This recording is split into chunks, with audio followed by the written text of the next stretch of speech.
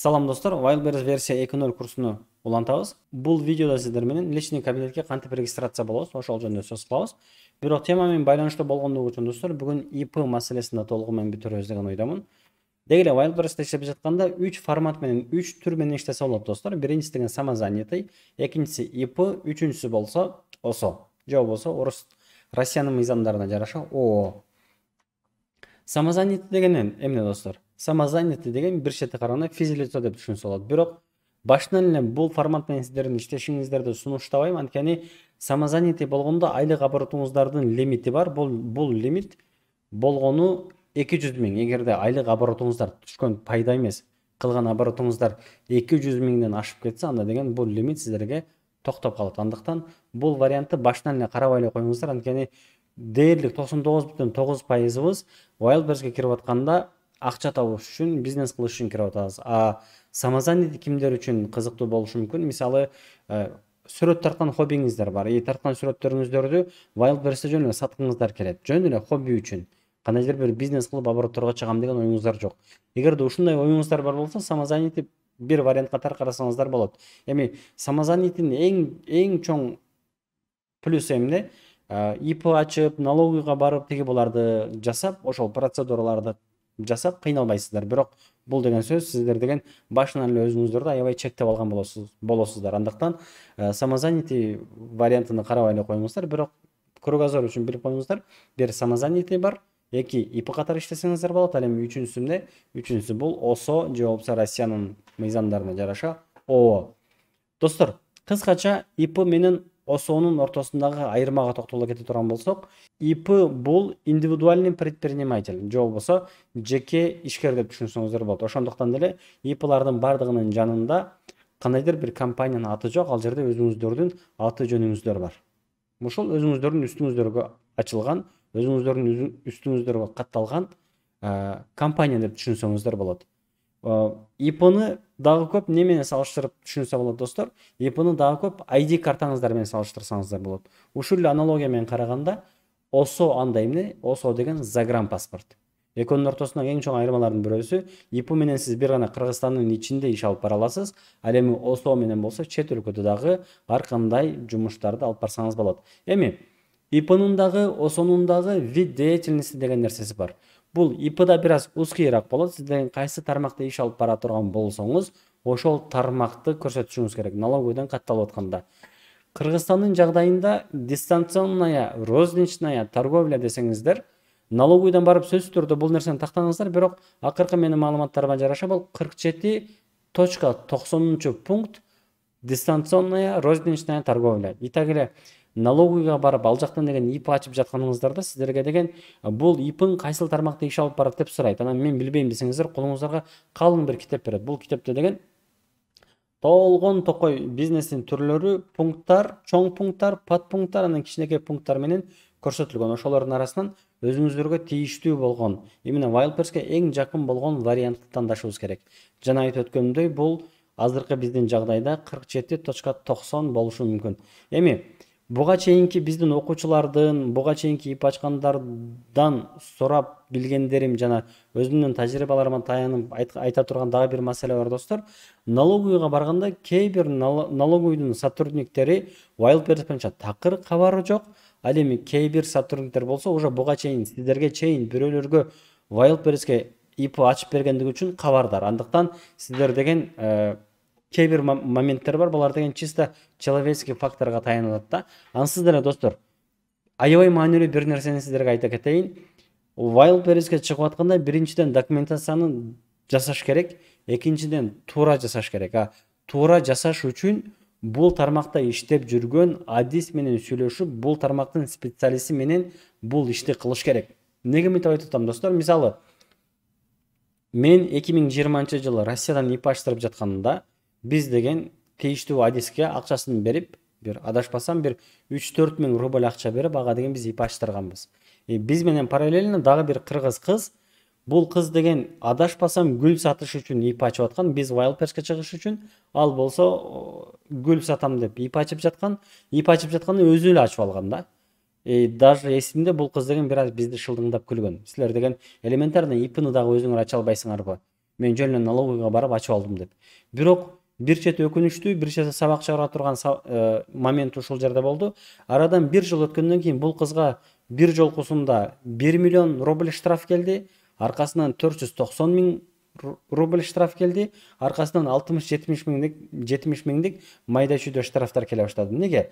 Эми муну точно могул себептен айта албайбыз, бирок скорее всего ИП ачып жатканда какой-то бир галочканы коюп койгон, же какой-то бир галочканы ашыкча коюп койгон, же койбой койгон, же болбосо налогдун бир жеринен туура эмес кылып салгандыгы үчүн ал өзүнүн кабары болгон эмес, ушундай бир жерде налог төлөшүм керек, же моундай бир документтерди налоговыйга тапшырышым керек деп жүрө жүргөн пения болуп, штраф болуп, арадан убакыт өткөндөн кийин 1,5 миллион где-то штраф болуп кеткен да. Ошондуктан достор, эгерде мен азыр сиздерге ИПнын прям мыйзамдын чегиндеги кээ бир детальдарын айтпай жатсам, бул менин бул тармакты такыр билбегендигимден эмес.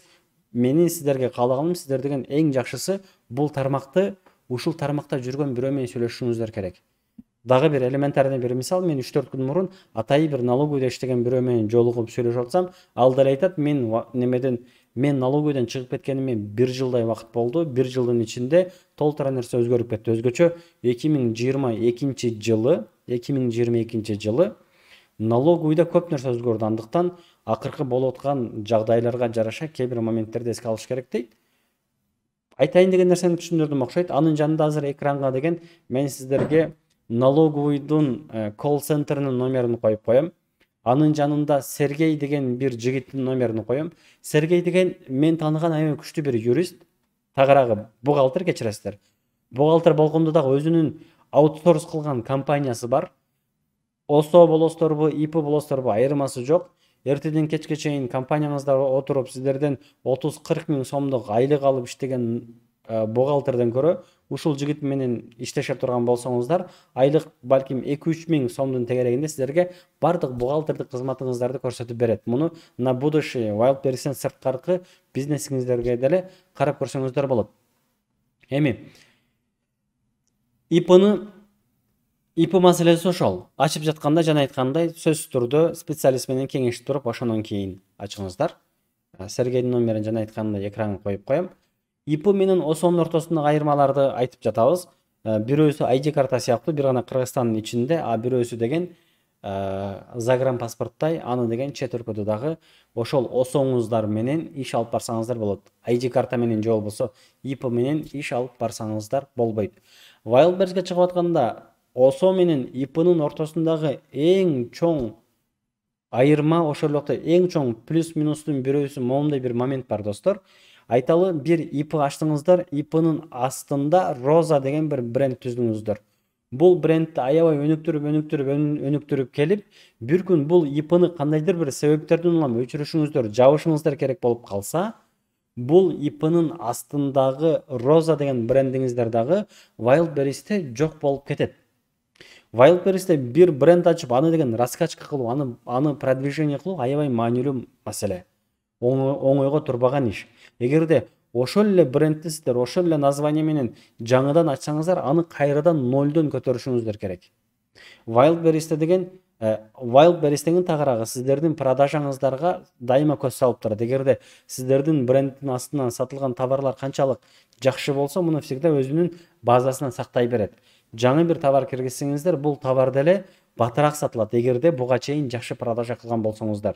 Ошол эле бренд, ошол эле товар менен жаңыдан бренд түптөп, жаңыдан ИП ачып, ошол эле товарларды киргизсеңиздер, бул товарыңыздар жакшы сатылбай калышы мүмкүн. Тагыраагы жакшы сатылбайт. Муну деле кайрадан раскачка кылышыңыздар керек. Тогодор жери ушул достор. Эгерде ИП ачсаңыздар, анын астында бир бренд ачсаңыздар, бул брендти раскачка кылып келип, бир күн бул ИПны белгилүү себептерден улам жабышыңыздар керек боло турган болсо, бул ИПнын астындагы брендиңиздер дагы текке кетет деген сөз. Ал эми ОСОдо кандай маселе бар? ОСОдо ансыз деле ОСО айталы Али корпорация же болбосо Роза компания деген сыяктуу компаниянын аты жазылат, өзүңүздөрдүн аты жөнүңүздөр эмес. Бир күн бул ОСОну башка бир адамга сатсаңыздар же башка бир адамга переоформление кылсаңыздар болот.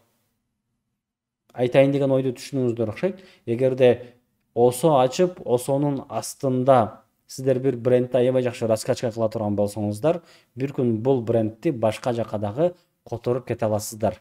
Ошондуктан бир чети караганда осо ИПга караганда универсальныйраак, ИПга караганда өзүнүн плюстары бар. Бирок биз осодон неге коркобуз? Мунун мен байкаган эки себеби бар. Биринчиси деген көпчүлүгүбүз документациядан жакшы түшүнбөйбүз. Биз компания ачкандан, налогтун отчетуну бергенден, бул налогту төлөгөндөн коркобуз же түшүнбөйбүз. Жыйынтыгынан эмне кылабыз? Жыйынтыгынан мага эң удобный, эң жакшысы ИП дейбиз дагы ИПни ача салабыз.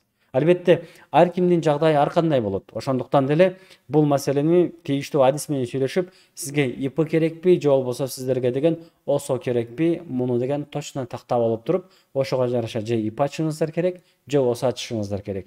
Эмне болгондо дагы достор, Wildberriesке чыгуу менен биз бардык бизнесибизди документальный кылгандыгыбыз үчүн документациядан коркпошубуз керек. Булардын бардыгыны үйрөнүп, жаңы нерселерге ачык болушубуз керек. ИП болсо деле, ОСО болсо деле. Вот. Эми достор, биз бул видеодо деген именно ИП менен болгондо дагы Кыргызстандын ИПлары менен Wildberries'тин личный кабинетине кантип регистрация болгонду карап чыгабыз. Эң баштап эмне кылабыз достор? Эң баштап деген Wildberries'ке киребиз. Обычный сайтка эле киребиз. Обычный сайтка киребиз достор. Бул жерден дагы баштап ID карта менен регистрация болуш үчүн баштап кадимки сатып алуучу катары катталабыз. Андан кийин сатуучу катары катталабыз. Түшүндүрө алдымбы? Баштап сатып алуучу болобуз, андан кийин сатуучу болуп катталабыз. Кандай болот достор? Могул жерде бул кадимки эле Wildberries'тин сайты. Жогору жакты карай турган болсок, бул жерде YT деп турат. Ушул YT деген жерге киребиз дагы. Бул жерден деген мен буга чейинки номерим болчу. Бул жерден деген жаңы бир номер жазабыз. Бул жерге жазып аткан номер Мегаком менен Билайн болсо жакшыраак, анткени Ошкага бир аз коддордун келиши кыйыныраак болуп атат. Эми бул жерге өзүбүздүн номерди жазалы. Бул жерден достор получить код деп жаза турган болсок, бизге деген азыр код келиш керек. Код келгенде вам поступит звонок деп туруп, бизге по идее азыр бул жактан бир звонок келиш керек. Азыр бизге чужой бир номер чалат, ошонун акыркы 4 номерини бул жерге жазышыбыз керек. Дагы бир момент достор, мен буга чейин акыркы 2-3 жуманын ичинде бир 5-6 адамга Wildberries'тин личный кабинетини каттап берсем, поголовно бардыгында бул жердеги код же келбейт, тагыраагы звонок же келбейт, же кечигип келет, же келсе дагы эмне болот? Келсе дагы бул жерге кодду жазганда код неправильный деп чыгат. Неверный код деп чыгат. Ошондуктан эмне кылабыз? Итак эле кодду запрос кылгандан кийин ылдый жакта бул жерде 1 мүнөттөн кийин кайра повторный запрос кылсаң болот деп турат. Ушул жерден биз повторный звонокту запрос кылабыз. Качанкыга чейин азыр көрсөтүп берем. Мына бул жерде запросить звонок повторный деп атпайбы? Ушуну биз бир канча жолу запрос кылгандан кийин мунун жанында могул жерде SMS код жибер деген чыгат. Ошого чейин бул жерди запрос кыла беребиз. Экинчи жолу запрос кылдык, бирок экөөсүндө тең бизге звонок келген жок. Эми запросить звонок повторный деп кайра басабыз. Мына карап көрсөңүздөр достор, бул жерден биз деген 3 жолу запрос кылгандан кийин бизге код по звонку, анын жанында отправить по SMS деп турат. Ушул жерге келип алсак, буйрса болду деген сөз. Караңыздар. Бул жерден отправить по SMS деп баскандан кийин бизге деген SMS келиш керек. Бирок SMS келгенге чейин деле бизге деген моундай бир тексттин ичинде, тагыраагы моундай бир сүрөттүн ичинде текст берет дагы, ушул текстти бул жакка жаз дейт. Неге? Анткени бул жердеги текст, бул жердеги сүрөттүн ичиндеги текстти какой-то бир бот, какой-то бир вирус жаза албайт. Муну жазыш үчүн адам болуш керек. Ошол сенин робот эмес экендигинди, сенин деген адам экендигиңди текшериш үчүн бул жерден бизге кодду сурайт. Биз бул жерге эмне деп жазабыз? 6STW дейбиз дагы, продолжить дейбиз. Мына биздин номерге азыр деген SMS келиш керек. Бизге достор азыр 6623 деген код келди. Ошону жазсак, бул жактан киришибиз керек. Вуаля. Биз азыр достор эмне болдук? Биз деген жөнүнө сатып алуучу болуп катталдык. Жана могул жерде YT деп турат эле го. Азыр эми бул жерде эмне болду? Профиль болду. Бул жердин ичине басып кирсек, Бул жерде деген биздин скидка покупателя 14% экен, имени көрсөтпөптүр, биз карточка улаган жокпуз, эми жаңы эле каттап атпайбызбы? Эгерде бул жерге өзүбүздүн банковский карточкабызды привязка кыла турган болсок, бул жерде номерибиз бар, бул жерде бардык данныйларыбыз бар. Wildberries ичинен кандайдыр бир покупка кылып жатканда ушул аккаунт менен покупка кылсак болот. Айталы, могул футболканы покупка кыла турган болсок, добавить в корзину, покупать тиги буларын бассак болот. Бирок биздин максатыбыз азыр покупатель болуш эмес, биздин максатыбыз тескерисинче продавец болуу. Эмне кылабыз достор? Продавец катары регистрация болушубуз керек. Андыктан бул жердеги продавайте на Wildberries деген жерде басабыз. Бизге деген моундай бир окно ачылат. Бул жерден эле стать продавцом деп басабыз. Басканда эмне чыгат бизге достор? Бизге деген моундай бир жер чыгат. Эми могул жерде принимай деп коюңуздар. Дегенден кийин регистрация страна дейт. Странаны ким каяктандайбыз? Киргизияны тандайбыз. Тандагандан кийин форма организация дейт. Эгерде биз ИП ача турган болсок, ИПны деген ИП без НДС деп айтат. Организация деген ОСО деген нерселер, биз деген ИП без НДС басабыз. Баскандан кийин бизге ылдый жакта ИНН толтургула дейт. Эми бул жерде көңүл бурушубуз керек болгон нерсе ушул. Эгерде буга чейин өзүңүздөрдүн ID картаңыздар менен, өзүңүздөрдүн паспортуңуздар менен ИП ачтырган болсоңуздар, ошол жердеги ИНН номериңиздер бар.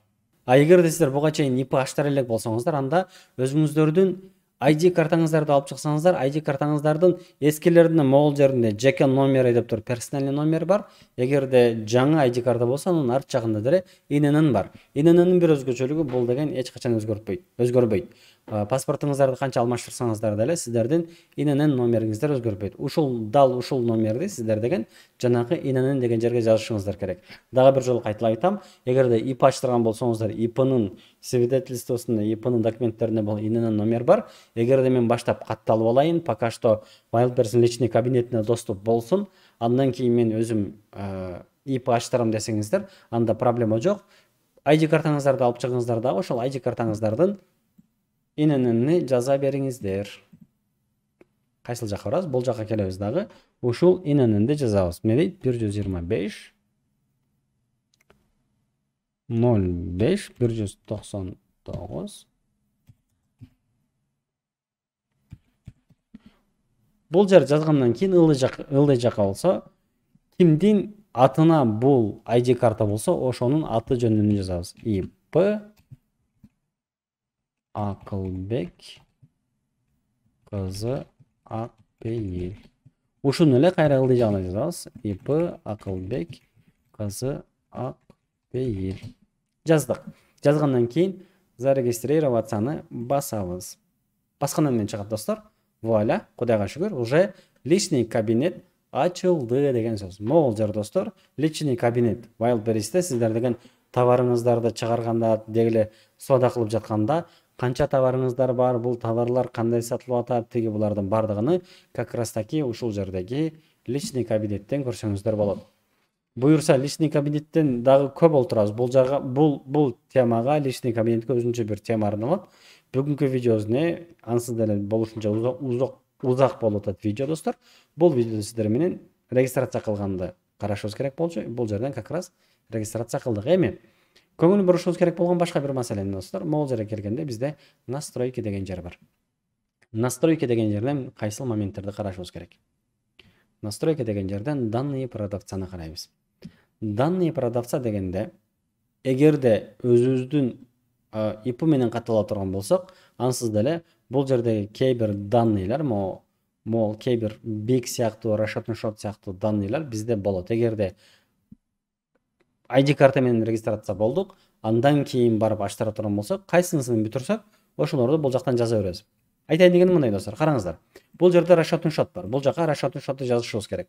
Муну жазыш үчүн ылдый жактагы редактировать данные продавцаны бассак, бардык окнолор биз үчүн ачылат.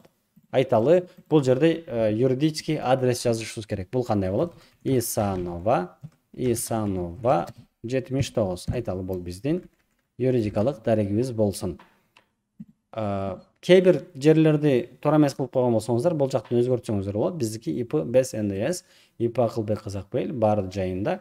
ИННди өзгөртө албайсыздар, анткени жана айткандай, бир адамга, бир мамлекетте дайыма бир эле ИНН болот. Бир кийинки момент эмне достор? Бир кийинки момент могул. расчетный счет. Расчетный счет деген эмне достор? Расчетный счет деген ушул. Биз өзүбүздүн обычный банктан ачтырган карточкабыз, бул деген биздин жөн эле жеке карточкабыз. Бирок так как биз Wildberries'те иштеп атабыз, так как биз бул жерде компания куруп атабыз, получается бул жерде биздин ИПнын банк эсеби болуш керек, чтобы акча ошол жака түшүш үчүн. Бул эмне үчүн керек? Эми жалпылап айтканда, биз канча оборот кылып атабыз, канча пайда көрүп атабыз, мамлекетке канча налог төлөшүбүз керек деген сыяктуу отчетность үчүн биз деген өзүбүздүн компанияга, биздин жагдайда көпчүлүк учурда ИПга расчетный счет ачабыз. ИПга расчетный счет ачыш үчүн эмне кылабыз достор? Налоговыйга барып, ал жактан ансыздар ИП ачтырып атканда, ошол жердеги налоговыйдын сотруднигине мынтип айтыш керек. Мен бул ИПга расчетный счет ачтырышым керек. Муну скорее всего же РСК банктан, же Optima банктан ачтырам. Мага ошол банктарга барып расчетный счет ачканга справка бергиле десеңиздер, же документ бергиле десеңиздер, колуңуздарга бир кагаз берет. Ошол кагаз менен Optima банкка барып, конечно, өзүңүздөрдө ИПнын да документтери жаныңызда болуш керек. Ошолордун баарын бергениңиздерде сиздерге деген бизнес аккаунт же болбосо расчетный счет ачып берет. BIC деген эмне? BIC деген расчетный счет менен байланыштуу бир код берилет. Бул коддон сиз деле расчетный счет ачылганда колуңуздарга бир канча кагаз берилет. Ошол кагаздардын арасында BIC деген номер берилет. Булардын баардыгы берилет. Эми бир кийинки көңүл бурушубуз керек болгон момент ушул достор. BIC транзитного банка, анын расчетный счет транзитного банка деген эмне? Караңыздар. Бизге Wildberries'тен акча түз Россиядан Кыргызстандагы айталы ошол Optima банкка ачкан болсоңуздар, Optima банктын расчетный счетуна түшпөйт. Обычно дээрлик бардык мамлекеттерде бардык банктар башка өлкөлөрдөгү банктар менен партнерство кылышат. Айталы бизде Optima банк бар. Optima банк Россиядагы кайсы бир банк менен партнер банк. Бул эмне деген сөз? Сиздер деген Wildberries'те соода кылдыңыздар, сиздердин акчаңыздар ошол Optima банктын партнер банкына түшөт, Россияга. Ал жактан деген сиздердин расчетный счетуңуздарга түшөт. Бул жерде дагы эскертип кете турган бир маселе достор. Сиздердин Кыргызстандагы ИПыңыздардын расчетный счету сом болуш керек. Ал эми BIC транзитного банка, расчетный счет транзитного банка Россиядагы Optima банктын же РСК банктын дегиле кайсыл банктан расчетный счет ача турган болсоңуздар, ошол банктын Россиядагы партнер банкынын расчетный счету сөзсүз түрдө рубль болуш керек. Жыйынтыктап айтам достор, кайталап айтам. Кыргызстандагы расчетный счет сом болсун, Россиядагы расчетный счет рубль болсун. Ал жактан акча бул жака келатканда Wildberries'тен акча тиги транзитный счетко рубль менен түшөт. Кыргызстанга сиздердин расчетный счетуңуздарга түшүп атканда ал автоматикалык түрдө сомго айланып калат деген сөз. Вроде как ушул достор. Өзүңүздөр расчетный счет ачтыңыздар, расчетный счет ачтырганыңыздардан кийин сиздерге итак эле BIC номер берет. Анын бул жерге жазасыздар.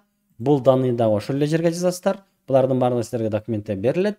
BIC транзитного банка бул Россиядагы банк. Муну деле сиздерге Optima банк берет достор. Булардын баардыгын, могул жердегилердин баардыгын сиздер название магазинаны кошпогондо жогору жактагылардын баардыгыны кайсыл банктан расчетный счет ачсаңыздар, ошол банктан чечишиңиздер керек.